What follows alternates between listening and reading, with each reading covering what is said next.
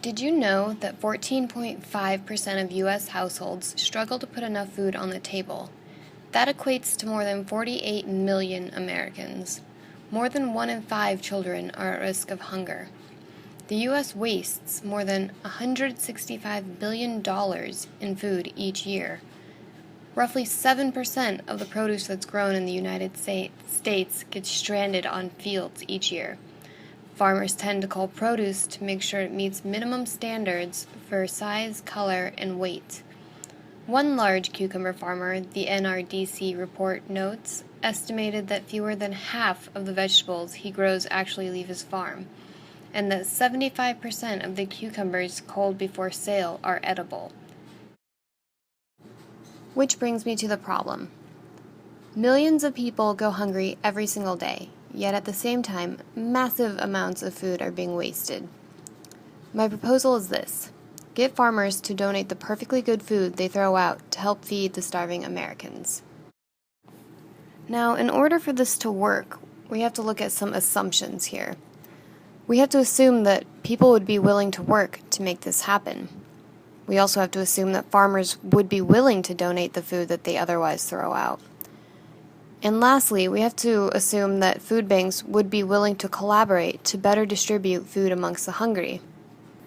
Not to mention that we have to assume that farmers really are throwing out as much as the reports say they are. So, talking strategies, not every country wastes as much food as America does. In France, ugly produce is sold at a discounted price at the supermarket. Actually, some U.S. supermarkets sell food that is past the sell-by date, but it's still safe to consume, and they do so at a discounted price, which helps reduce the food waste. To further reduce waste, we have programs that take food from restaurants that would otherwise be thrown out and donate it. Actually, California recently passed a bill allowing growers to receive a tax credit for donations of excess produce to state food banks, joining Arizona, Oregon, and Colorado. There's plenty working, it's just not enough. We need to use food collection programs that are already in place to retrieve the food donated by the farmers and to give where it is needed. There have been issues with some food banks getting too much food while others never get enough. So a collective effort amongst food banks would be needed to evenly distribute. Now, there are some influential factors here. Will farmers be willing to donate the food that they would otherwise throw out? Some farmers might be afraid that they'll get sued if someone gets sick by eating the donated food. How easily can the farmers donate their food?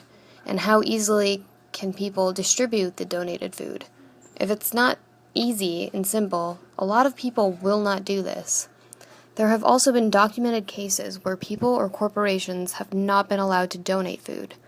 One reported incident states that a mayor in New York banned a man from donating bagels due to wanting to monitor sodium and fat intake amongst the homeless. On the other hand, though, the Bill Emerson Good Samaritan Food Donation Act of 1996 protects donors from civil and criminal liability should the product donated in good faith later cause harm to the recipient, except for cases of gross negligence or intentional misconduct. Now, of course, the food being donated would need to meet health guidelines and be suitable for human consumption.